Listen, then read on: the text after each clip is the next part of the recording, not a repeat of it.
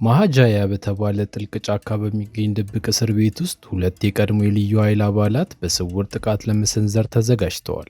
ከታይላንድ የመጣው ፓዩ ሲባል ከቻይና የመጣው ደግሞ ሎንግፌይ ይባላል። እነዚህ ሁለት ጠንካራ ወታደሮች ከውትድርና ዓለሙ ከወጡ በኋላ ዴቬሮ ለተባለ ጨካኝ የማፊያ መሪ መስራት ጀምረዋል።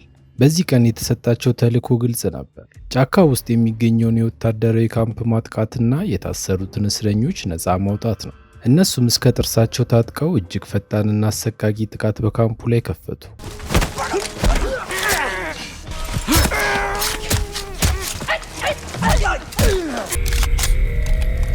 ዴቬሮ እና ቡድኑ ምንም አይነት ርኅራኄ አላሳዩ። ካምፑን በድንገት ወረው በአይናቸው ያዩትን ወታደር ሁሉ ያለምንም ማመንታት ገደሉ።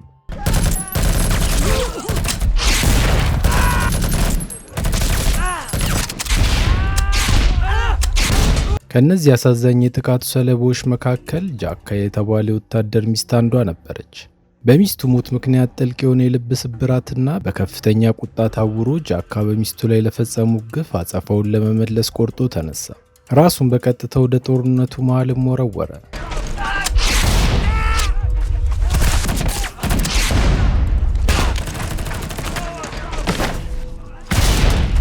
እዚህ ሁሉ ትርምስና ግርግር ውስጥ ጃካ እጅግ አስደናቂ የሆነ የማርሻል አርት ክህሎት ካለው ፓዩ ጋር ተፋጠጠ።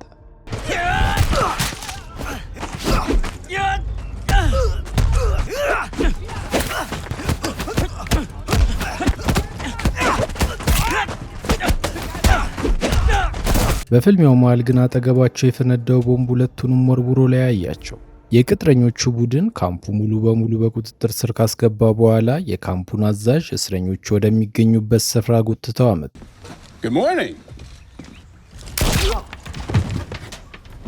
ነገር ግን እኚህ ወታደሮች የመጡት ሁሉንም እስረኞች ነፃ ለማውጣት አልነበረም። የድሮ ጓደኛቸው የሆነውን ኮሊንስን ብቻ ለማስለቀቅ ነው የመጡት። እሱም ነፃነቱን እንዳገኘ በካምፑ አዛዥ ላይ የነበረውን የቆየ ጥላቻ ተመስርቶ አዛዡን እዚያው በቆመበት ያለምንም ርኅራኄ ገደለው።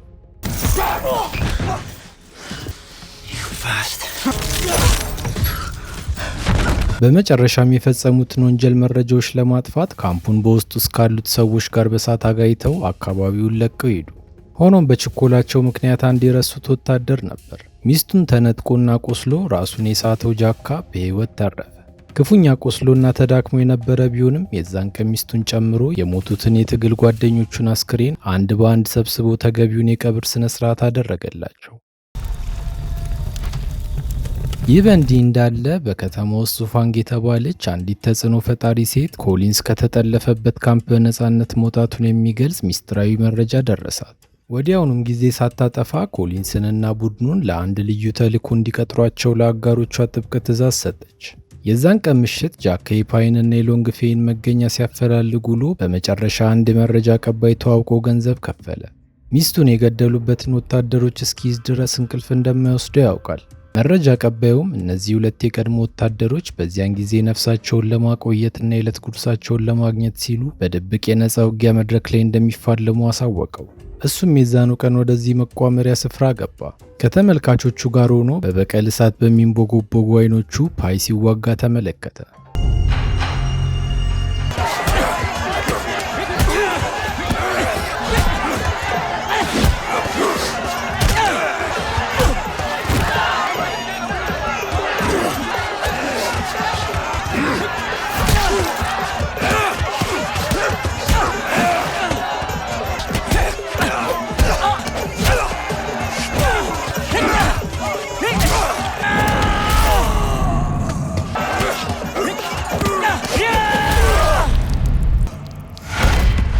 ፓይ ውድድሩን በአሸናፊነት ካጠናቀቀ በኋላ ጃካ ወደ መድረኩ ለመግባት ወስኖ ከጠባቂዎቹ ለአንዱ ጉቦ ሰጠ።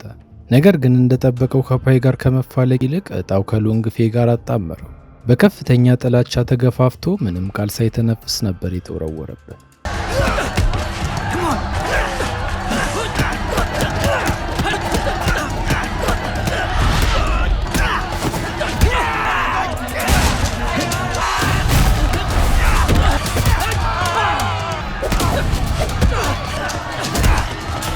ነገር ግን ፍልሚያቸው ብዙ አልቆየም። ሎንግፌይ ባለው የላቀ የውጊያ ክህሎትና ጥበብ ተጠቅሞ ጃካን ሙሉ በሙሉ መርታት ቻለ።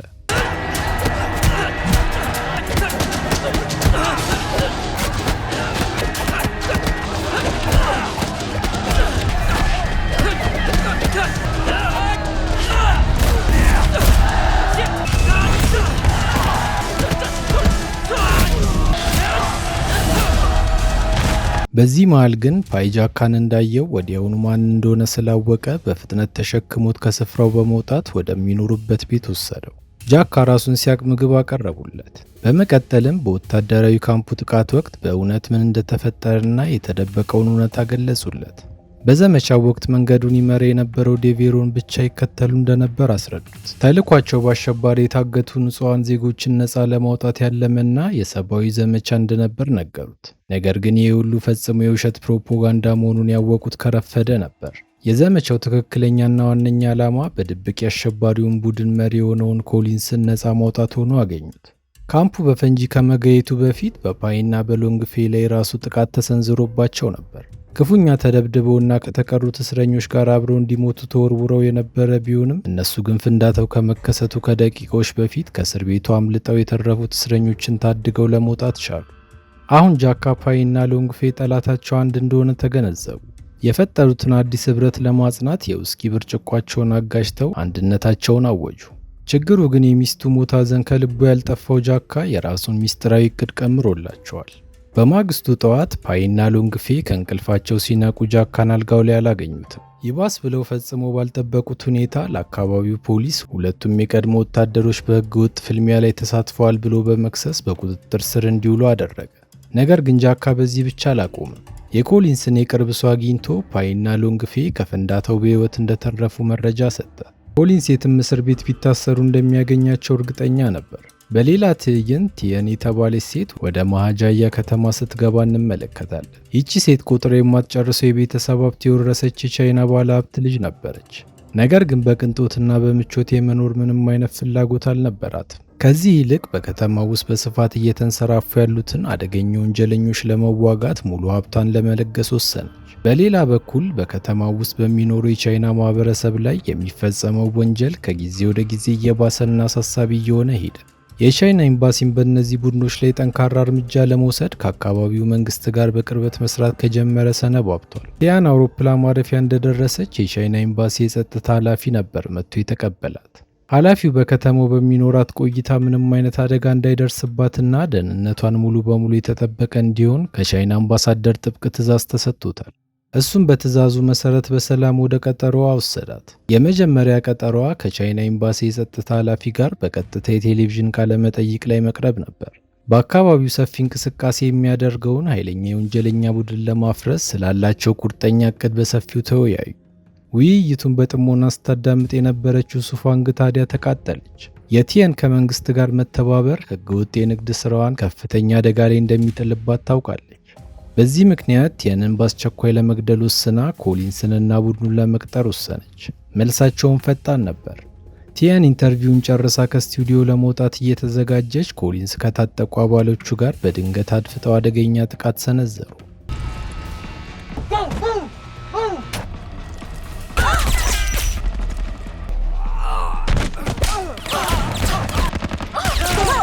መፈናፈኛ እንዳጣች ያዩት የቻይና የጸጥታ ጠባቂዎች ህይወቷን ለማትረፍ በፍጥነት አምልጣ እንድትወጣ መጮህ ጀመሩ። እንደ ዕድል ሆኖም ተሳካላት። በቻለችው ፍጥነት ከተሰወረችባቸው በኋላ ጥበቃና ከለላ ለማግኘት ተስፋ በማድረግ ወደ ፖሊስ ጣቢያ ገባች። ችግሩ ግን የነ ኮሊንስ ቡድን የሚፈሩት አካል አልነበረም። እንደውም ፓይና ሎንግፌ እዚያው እንዳሉ ስለሚያውቁ ፖሊስ ጣቢያውን ተቆጣጥረው በአንድ ድንጋይ ሶስት ወፍ ለመግደል ወሰኑ። ፖሊስ ጣቢያውን ሰብረው ከነ መሳሪያቸው ሲገቡ አንዳችን ፍርሃት አይታይባቸውም ነበር። በተመሳሳይ ሰዓት በፖሊስ ጣቢያው ውስጥ ቲየን የገባችበት ችግር ለማስረዳት የቻለችውን እየሞከረች ነበር። ነገር ግን የፖሊስ መኮንኖቹ የምትናገረውን ቋንቋ አላወቁትም። ከመሃላቸው አንድም የመንደሪን ቋንቋ የሚያውቅ አልነበረም። በእንግሊዘኛም ልታስረዳቸው ሞከረች። ነገር ግን የሚሰማት አላገኘች። በመጨረሻም ፓይ በሌላ ክፍል ውስጥ ጥብቅ ምርመራ እየተደረገበት ባለበት ሰዓት ፖሊሶች ሎንግፌን ከእስር ቤት ውስጥ አውጥተው ለቲየን እንዲያስተረጉም አደረጉ። በዚህ ሰዓት የነ ኮሊንስ ቡድን በፊታቸው የቆመውንና ሊያስቆማቸው የሞከረውን ማንኛውንም ሰው በጥይት እየደበደቡ ዘልቀው ገቡ። በዚህ ከፍተኛ ደም አፋሳሽ ግርግር መሃል ፓይ በብልሃት ማምለጥ ቻለ። ነገር ግን ብዙም ሳይርቅ ከዴቬሮ ምርጥ ተዋጊዎች አንዱ ከፊቱ ቆመ። ፍልሚያቸውም የተለየ ነበር።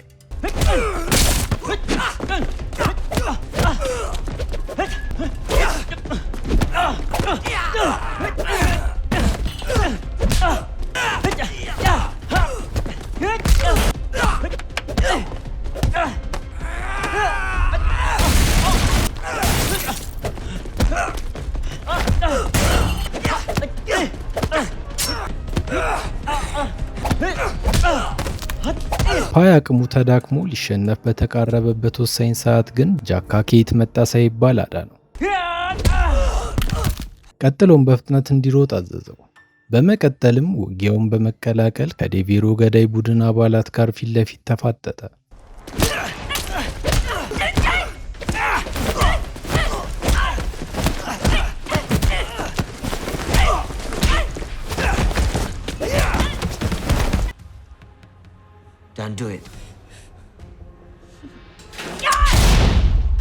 ከዚህ ሁሉ ዘግናኝ እልቂት ከተረፉ በኋላ ቲየን፣ ፓይ እና ሎንግፌ በአንድነት ለመሸሽ ሞከሩ። ነገር ግን ዳግመኛ በዴቬሮ ተዋጊዎች ተከበቡ። በዚህ ጊዜ ሎንግፌ ወደፊት ተራምዶ ጠላቱን ሲጋፈጥ፣ ፓይ ቲየንን ይዞ ወደ አስተማማኝ ቦታ እንዲወስዳት አዘዘው።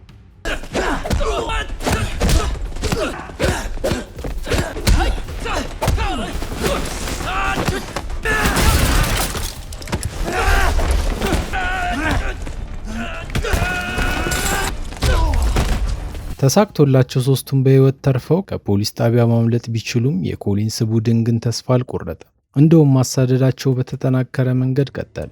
በተመሳሳይ ሰዓት በቻይና ኤምባሲ ውስጥ የነበረው የቻይና አምባሳደር እጅግ አስደንጋጭ ዜና ሰማ። ቲየን እና የጸጥታ ቡድኑ ላይ ጥቃት እንደተሰነዘረባቸው እሱም አሁን የት እንዳለ እንደማይታወቅ ተነገረው። በሌላ በኩል ደግሞ ተልዕኳቸው በተደጋጋሚ የከሸፈበት ኮሊንስ የስልክ ጥሪ ደረሰው። ቲየን ለምን እስካሁን በህይወት እንዳለ በንዴት ጠየቀችው። ኮሊንስ ምክንያቱን ለማስረዳት ከመሞከሩ በፊት ግን አንድ የፖሊስ መኮንን በቁጥጥር ስር ሊያውለው ቀረበ። ነገር ግን ጃካ በፍጥነት ጣልቃ ገባ። ፖሊሱን መጥቶ በመጣል ኮሊንስን አዳነው። በዚህ ድርጊቱ ግራ የተጋባው ኮሊንስ ዓላማው ምን እንደሆነ ጠየቀው። እሱም ይህንን አጋጣሚ በመጠቀም ፓይና ሎንግፌ ጠላቶቹ መሆናቸውን አስረድቶ እነሱን በእጁ ለማስገባት እንደሚረዳው ገለጸለት። በዚህ መልኩ ጃካ የዴቮንን ቡድን በይፋ ተቀላቀለ። በሰዓቱ ሽሽት ላይ የነበሩት ቲየን፣ ፓይ እና ሎንግፌ የፖሊስ መኪና ሰርቀው ከለላ ለማግኘት ቀጥታ ወደ ቻይና ኤምባሲ ነበር ያመሩት። አሁን ለኮሊንስ ሚሽኑ 10 እጥፍ ከብዶበታል። ይሁን እንጂ አለቃው ሱፋንግ ደንተው አልነበረም። የመጨረሻ ጥብቅ ማስጠንቀቂያ ሰጠቻቸው። ቲየንን ይዘው በ48 ሰዓት ውስጥ አስወግደው ማስረጃ ካላኩለት ውላቸው በሙሉ እንደሚቋረጥ አስረግጣ ነገረችው። ጃካም ሶስቱን ማግኘት ከፈለጉ ሊሄዱበት የሚችሉት ቦታ ኤምባሲው ብቻ እንደሆነ አስረዳቸው። ግምቱም ትክክል ነበር። ከተረፉት የዴቬሮ አባላት አንዱ የሆነው ጆይ የተሰረቀችው የፖሊስ መኪና ወደ ኤምባሲው ስትጓዝ ከርቀት ተመለከተ። ወዲያውን የሚያየውን ነገር በሙሉ ለኮሊንስ ሪፖርት አደረገ። ጆይ በጣም እየተጠጋቸው መሆኑን የተገነዘበው ሎንግፌ የኔ መኪናውን ፍጥነት በከፍተኛ ሁኔታ ጨምራ እንድታመልጥ ማስጨነቅ ጀመረ። ይህንን ሲመለከቱ ኮሊንስ እና ጆይም ተኩስ በመክፈት ያለምንም እረፍት በቻሉት ፍጥነት አደኗቸው። አታካሽ በሆነ መልኩ በከተማ አውራ ጎዳናዎች ላይ ያለ እረፍት ካሳደዷቸው በኋላ ኮቴያቸውን እየተከተሉ ሲሄዱ ከጃካ ጋር ተገናኙ። እሱም ዱካቸውን ሙሉ በሙሉ እንዳጠበው ማስመሰል ለመዋሸት ሞከረ። ሆኖም የዴቭን ውስጣዊ ስሜት የሆነ ነገር ልክ እንዳልሆነ ነግሮታል።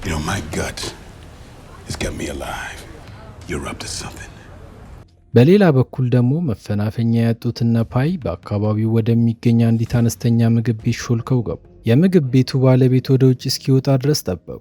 ከዚያም ለማረፍና ራሳቸውን ለማረጋጋት ከተደበቁበት ስፍራ ቀስ ብለው ወጡ። ወደ ቻይና ኤምባሲ የሚያደርጉትን ጉዞ ለመቀጠል የጠዋቱን ብርሃን በጉጉት ጠበቁ።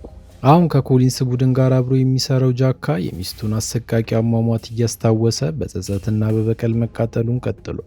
ምንም ፊቱ ላይ ባያስታውቅበትም ገዳዮቿን አንድ በአንድ አድኖ በመግደል አጸፋውን ለመመለስ የገባውን መሃላ አልረሳው።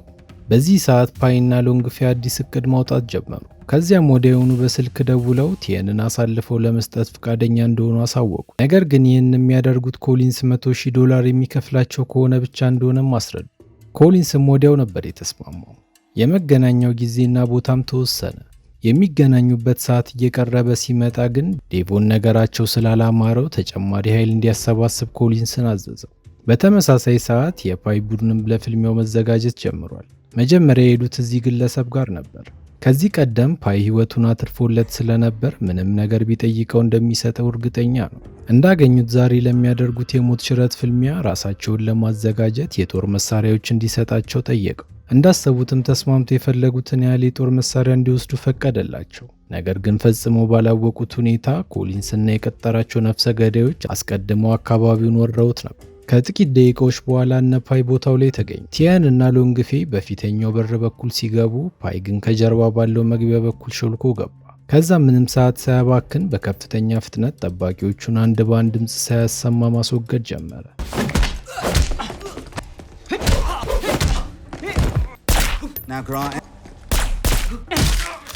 ይህ በእንዲህ እንዳለ ጃክ የተዘጋጀውን ገንዘብ እያስረከበ ነበር። ኮሊንስ ደግሞ ሎንግፌ ቃል በገባው መሰረት ቲያንን አሳልፎ እንዲሰጠው በቁጣ ጠየቀ። ነገር ግን ፓይ የኮሊንስን ቅጥር ወታደሮች እያጠፋ እንደሆነ ስለሚያውቅ የቻለውን ጊዜ ለመብላት ጣረ። በመጨረሻ ግን ኮሊንስ ምን እየተፈጠረ እንደሆነ ስለተገነዘበ በዛሽ ቅጽበት ሁሉንም እንዲገሏቸው አዘዘ።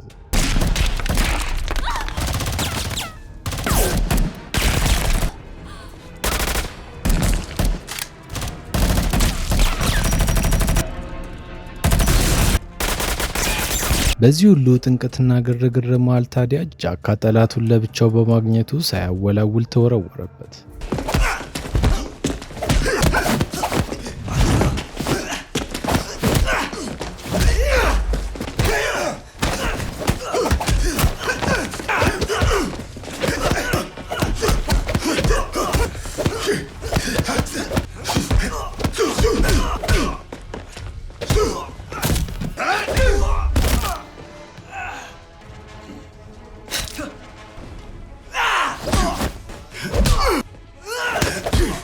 በተመሳሳይ ሰዓት ሎንግፌ ከጆይ ጋር ሲገናኝ በፖሊስ ጣቢያ ውስጥ ተጀምሮ ያላለቀው ፍልሚያ ለመቋጨት በቁርጠኝነት መፋለም ጀመረ።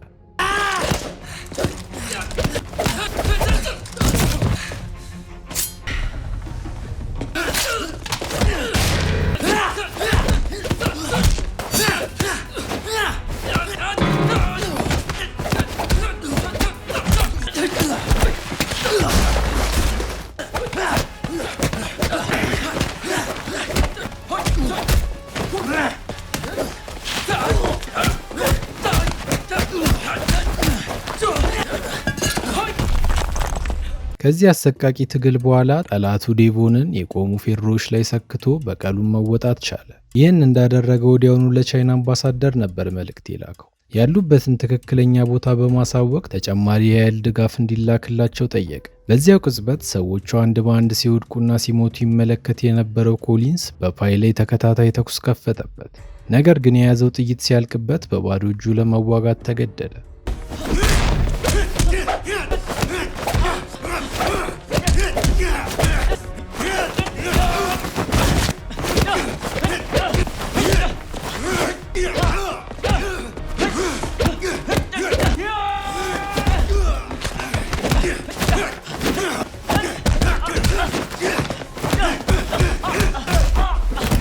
ጃካ ፓይ ብቻውን ይህንን አደገኛ ወታደር እንደማያሸንፍ ስለሚያውቅ በፍጥነት ወደ እሱ ሮጦ ለሁለት ያጠቁት ጀመር።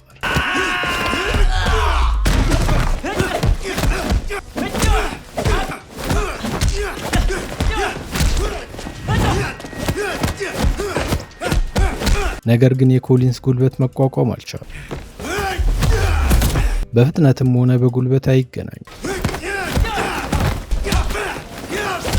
እንዳይሆኑ አድርጎ ከቀጠቀጣቸው በኋላ ጃካን ዘርሮ ሊተኩስበት ተዘጋጀ።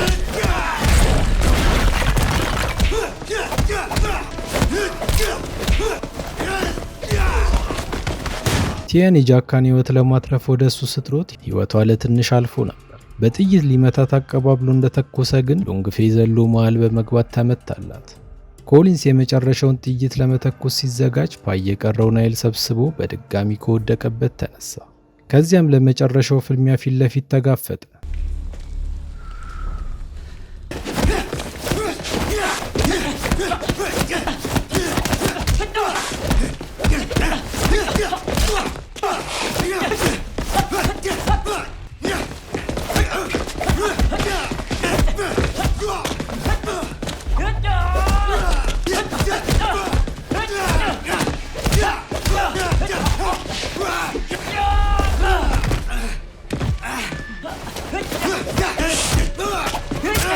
ከረጅምና አድካሚ ትግል በኋላ ፓይ በዚህ መልኩ ኮሊንስን ድል አድርጎ ጣለ። ሆኖም ግን እፎይ ለማለት እንኳን ፋታ ሳያገኝ ጆይ በድንገት ብቅ ብሎ ሊተኩስበት ሞከረ። በዚህ አሳቻ ሰዓት ቲያን ለመጀመሪያ ጊዜ ሽጉጥ በእጇ ይዛ የምሽቱን የመጨረሻ ጥይት ተኮሰች። በማግስቱ ጠዋት የፖሊስ ሰራዊትና የቻይና ኤምባሲ ባለስልጣናት ከረፈደ ቦታው ላይ ደረሱ። የጥፋቱ ሁሉ ጠንሳሽ ማን እንደሆነ ለማወቅም ብዙ አልፈጀባቸው። ሱፋንግ ከምትኖርበት የተንጣለለ ቤት የዛኑ ቀን በቁጥጥር ሲያውሏት 3ቱ ወታደሮች በድል አድራጊነት ወደ ቤታቸው ተመለሱ። እስከ መጨረሻው ስለተከታተላችሁኝ አመሰግናለሁ። ምንም አይነት ሀሳብና አስተያየት ካሉት ኮሜንት ላይ ለማስቀመጥ ወደ ኋላ ይበሉ። ቪዲዮውን ላይክ እና ሰብስክራይብ በማድረግ ያበረታቱን። አመሰግናለሁ።